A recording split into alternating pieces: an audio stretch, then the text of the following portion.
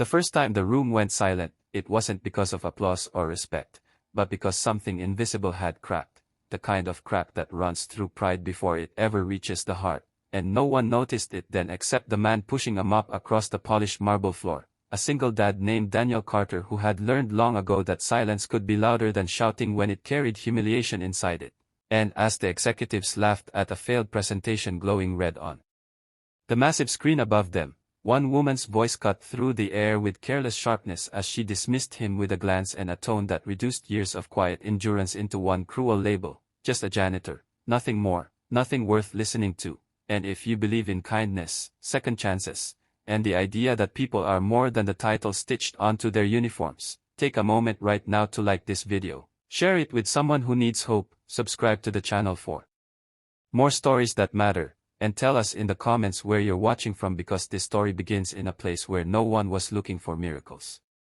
Daniel had been cleaning the executive wing of Hawthorne Dynamics for 3 years, working nights and early mornings so he could be home by the time his 8-year-old daughter Lily woke up for school, his life measured in quiet routines, burnt coffee, worn shoes, and the soft promise he whispered to her every night that tomorrow would be better, even when he wasn't sure how. His wife had passed away suddenly from an undiagnosed condition, leaving him with grief that never fully healed and responsibilities that never rested, and when bills piled up and dreams shrank, he took the janitor job without shame because dignity, he believed, came from effort, not applause. The building itself was a cathedral of glass and steel, buzzing with ambition, and Daniel learned its rhythms the way musicians learn notes: the late-night hum of servers, the anxious pacing before big meetings, the sharp scent of stress that lingered after executives left rooms full of unresolved problems. He listened not out of nosiness but habit, because listening had once been his profession before life broke in half, back when he studied engineering but never finished his degree after tragedy forced him into survival mode.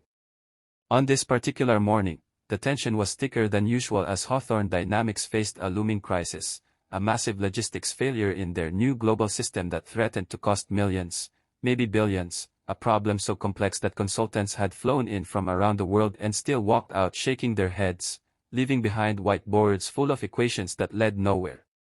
The executives argued in circles, blaming timelines, suppliers, software, anyone but themselves, and the woman who had dismissed Daniel, Victoria Reynolds, the newly appointed operations director with a reputation for brilliance sharpened by arrogance, paced the room in frustration, unaware that the solution was quietly forming in the mind of the man wiping fingerprints from the glass wall behind her.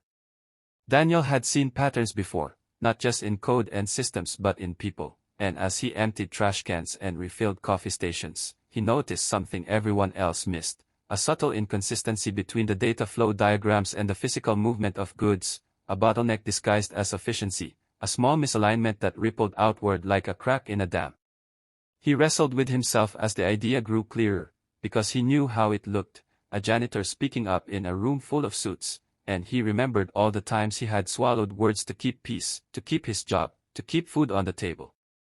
But that night, when Lily asked why he looked sad and he told her he was just tired, something in his chest twisted, because he didn't want her to grow up believing silence was safety. The next morning, when the crisis meeting reconvened and voices rose again, Daniel felt his heart pounding as if it were trying to escape, and when Victoria dismissed another failed approach with visible irritation, he gently raised his hand without fully realizing he was doing it, the room turning slowly toward him in confusion and disbelief, and the air grew cold with judgment before he ever spoke. What followed wasn't defiance but humility, a careful explanation framed in respect, a suggestion rooted in observation rather than ego, as he described the misalignment no one had seen and proposed a simple reconfiguration that rerouted the system's flow instead of forcing it forward. At first there was laughter, then annoyance, then silence again, heavier this time, because as the data was pulled up and tested, the impossible began to unravel, numbers stabilizing, red warnings turning yellow and then green, the system breathing for the first time in weeks. No one spoke as the reality settled in, that the solution had been there all along, seen by the man they never bothered to see.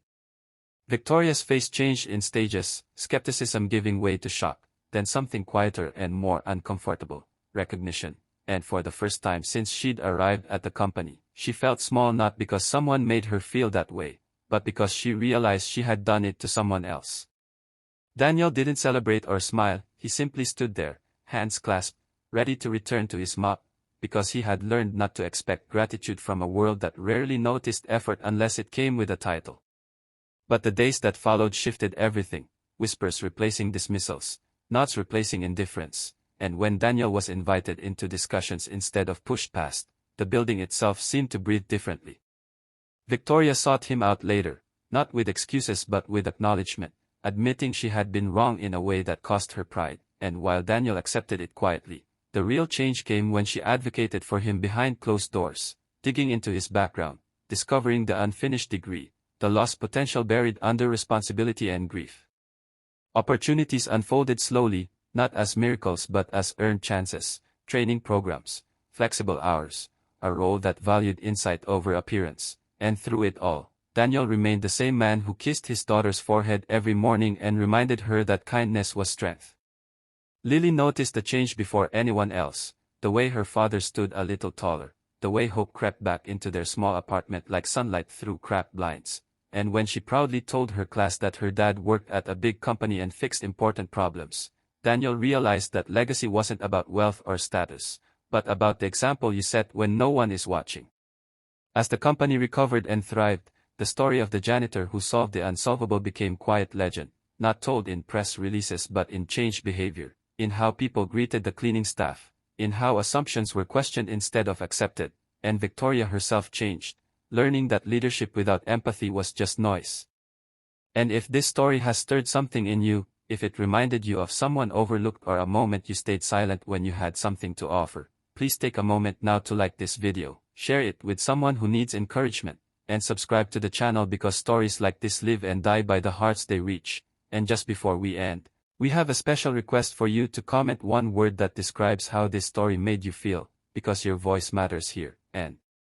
as the camera fades on Daniel walking out of the building at sunset, not as a janitor or a hero but simply as a father going home, the truth lingers softly in the air, that the greatest solutions often come from the quietest corners, and the most powerful change begins the moment we choose to see people for who they are, not what we call them.